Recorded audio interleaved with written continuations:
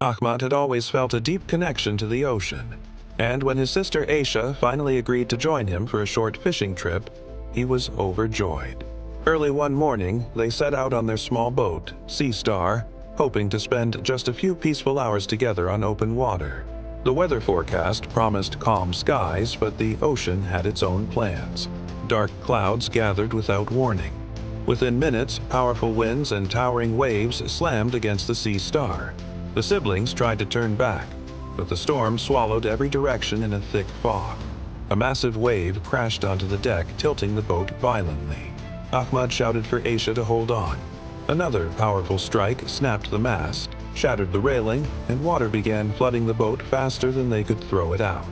As the Sea Star lurched sharply, Aysha lost her grip. Ahmad tried to reach her, but the boat had already begun to sink nose first. Both were thrown into the raging water. Fighting through the chaos, Ahmad grabbed a floating cooler and pulled Aysha close, keeping her above the surface as their boat disappeared beneath the storm. Hours passed before the storm finally faded, leaving behind an eerie silence.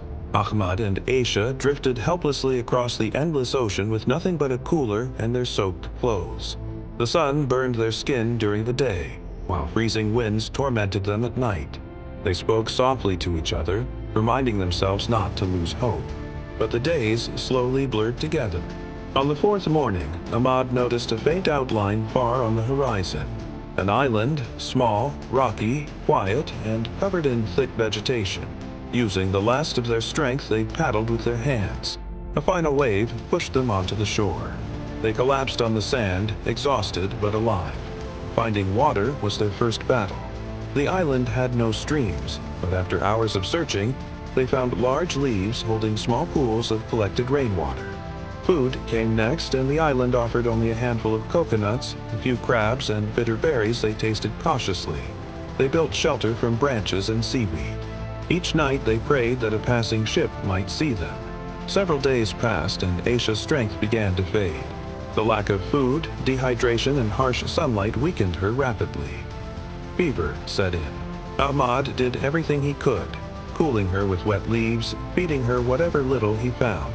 But her condition continued to worsen. One cold night under a sky full of stars, Aysha whispered to Ahmad that he must keep trying, no matter what happened to her. Ahmad held her hand and promised he wouldn't give up.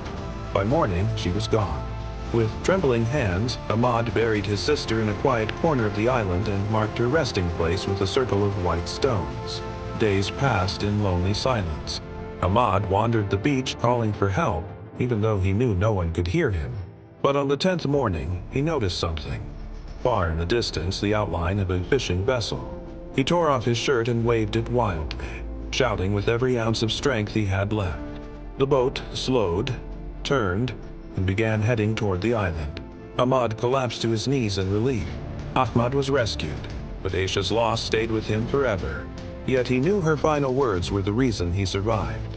The Sea Star was gone, the island was behind him, but Aysha's courage lived on in his heart.